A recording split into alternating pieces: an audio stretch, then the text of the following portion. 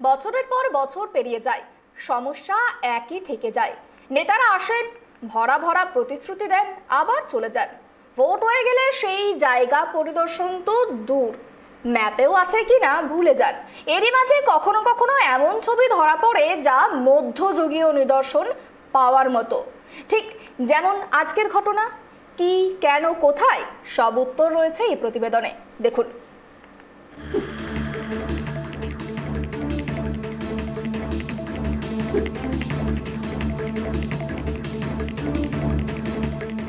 আপনাদেরকে এমন একটা ছবি দেখাবো যে ছবি দেখলে পরে আপনারা আরও বেশি চক্ষু চরক হবে আপনাদের। একেবারে মাকড়া গ্রামে চলে এসেছি ইতিমধ্যেই, এবং সেখানকার মৃত্যু পথগামী যাবতীয় মানুষরা কিভাবে মৃত্যুর পথে যায় একবার দেখাই, আসুন। দেখুন, এই সেই রাস্তা যেখান দিয়ে মৃত্যু পথগামী লোকেরা যান, অর্থাৎ এই রাস্তা দিয়ে তারা আস্তে আস্তে ধীরে ধীরে, এখান থেকে আপনারা দেখতে পাচ্ছেন নৌকো রয়েছে, এই নৌকো করে তারা এ পাশ থেকে ওই পাশে, শুধু আমি একবার বলবো ক্যামেরা পাশে জুম করার জন্য, এই ছবিটা এত দূর ডিস্টেন্স তারা পার করেন, এই দূরত্বটা তারা পার করেন, এবং নৌকোর মধ্যে সেই মৃতদেহকে রাখা হয় এবং তারা সেখান থেকে ওই শ্মশানে নিয়ে যায়। এবং যে ছবিটা এখান থেকে আমরা আপনাদেরকে দেখানোর চেষ্টা করব, দেখুন কোনো রকম কোনো ব্রিজও নেই, এই দূরত্বটা পারাপার করার জন্য কোনো ব্রিজ নেই, এবং এখান থেকে স্পষ্ট আপনারা দেখতে পাচ্ছেন এটা হচ্ছে জল, মানে একদম পুরোপুরি এটা জল। মানে এই অবস্থা দিয়ে নৌকোতে উঠে তারপর তাদেরকে শ্মশান অবধি যেতে হয়। তাহলে সাধারণ মানুষের জীবনের মূল্য কোথায়, এবং মৃত্যুর পরে মানুষের শেষ যে যাত্রা, সেই যাত্রাটাও এতটা কঠিন হবে। তারপরেও প্রশাসনের ভূমিকা, পঞ্চায়েত সমিতি, পঞ্চায়েত মেম্বারদের ভূমিকা প্রশ্নের মুখে পড়ে না? জানার চেষ্টা করব, আসুন।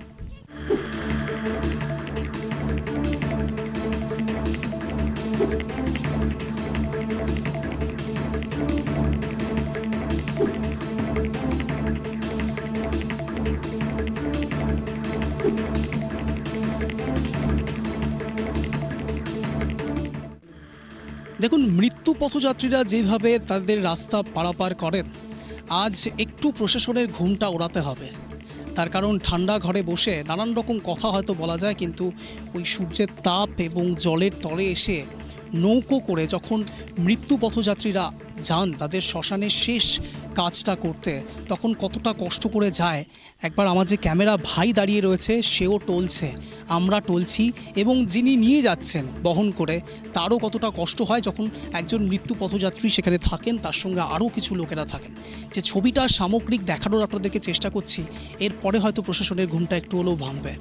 আপনারা তো অনেক কাজ করেন, অনেক কিছু করার চেষ্টা করেন, আপনাদের সাদরে ঘুম হয়, সকালবেলা ঘুম থেকে ওঠেন, এবং ঘুম থেকে উঠে যখন আপনাদের কেউ, ভগবান না করুক, নিঃসন্দেহে সব মৃত্যুই অত্যন্ত দুঃখজনক, কিন্তু যখন আপনাদের আপনজনদের ছবিটা ঠিক এরকমভাবে ধরা পড়ে তখন কেমন লাগবে?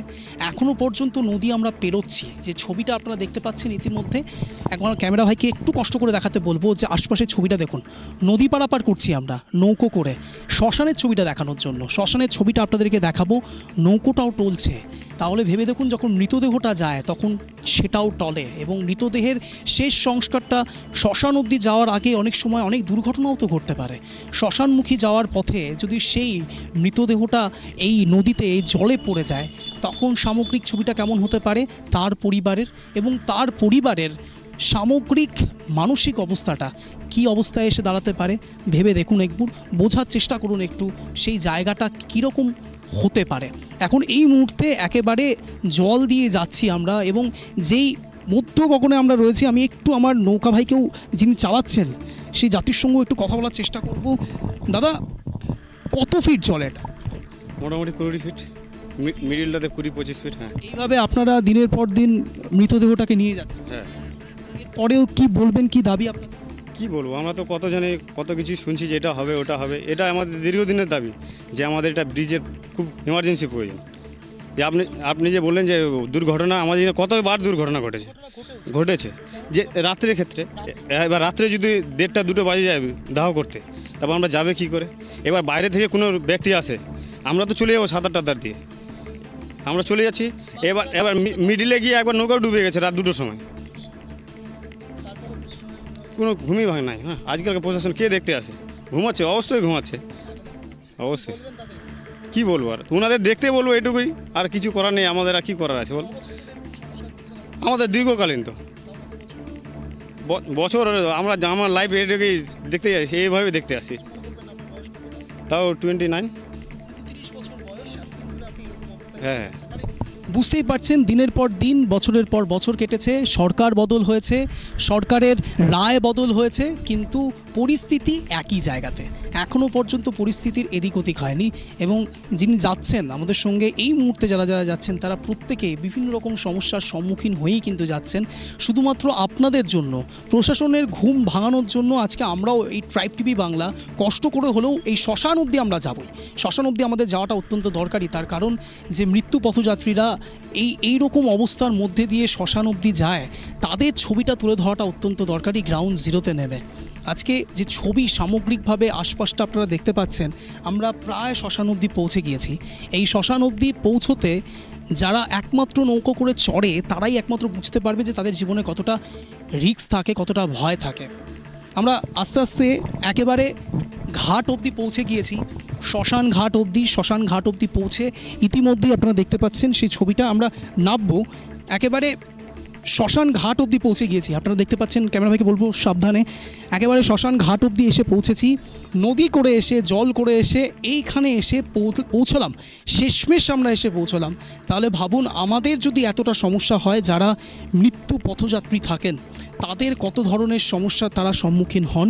এবং এই সেই শ্মশান, এখানে শেষ অন্তিম যাত্রাটা তারা যায়, এবং অন্তিম যাত্রা দিয়ে তাদের আশপাশের সামগ্রিক ছবিটা, আত্মীয় পরিজনের ছবিটা কি হতে পারে একবার ভেবে দেখুন। এখানে বড় বড় করে কিছু লেখা রয়েছে, আমরা সেটা একটু দেখার চেষ্টা করব। অনেকটাই উঠে গেছে সামগ্রিকভাবে, অনেক লেখাগুলোই প্রায় উঠে গেছে।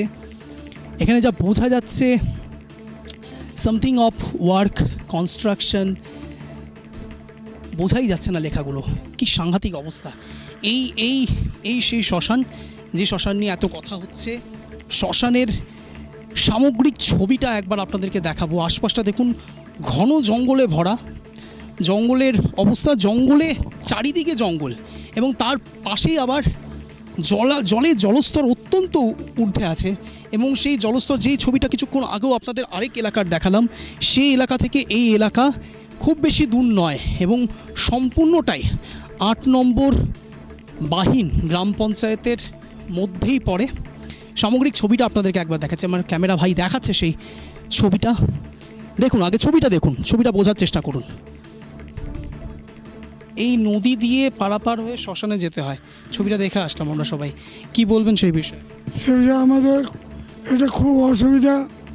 আমাদের কোনো একটা ব্যবস্থা করেন, রাস্তা যেন আমাদের মরা মৃত্যু হলে নিয়ে যেতে পারি, কিন্তু রাস্তা নাই, খুব খুব কষ্ট।